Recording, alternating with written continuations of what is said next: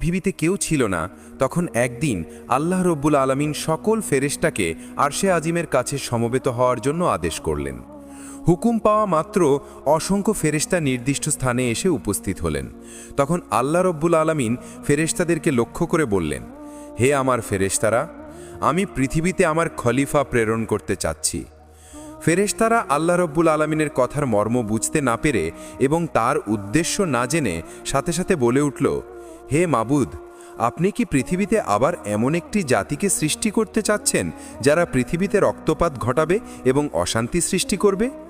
আমরাই তো আপনার প্রশংসা করছি, আমরাই তো সর্বক্ষণ আপনার ইবাদত করছি, তাহলে খলিফা বানানো কি দরকার? তাদের কথা শেষ হলে আল্লাহ রব্বুল আলামিন তাদের জবাবে বললেন, হে আমার ফেরেশতারা, শোনো, আমি যা জানি তোমরা তা জানো না। মানবজাতি পৃথিবীতে গিয়ে আমার ইবাদত বন্দেগী করবে কিনা সে ব্যাপারে আমি তোমাদের চেয়ে অধিক জানি।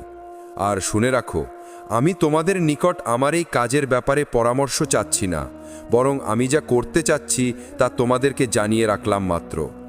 আল্লাহ রব্বুল আলামিনের কথা শুনে ফেরেশতারা তাদের ভুল বুঝতে পারল এবং তারা আল্লাহ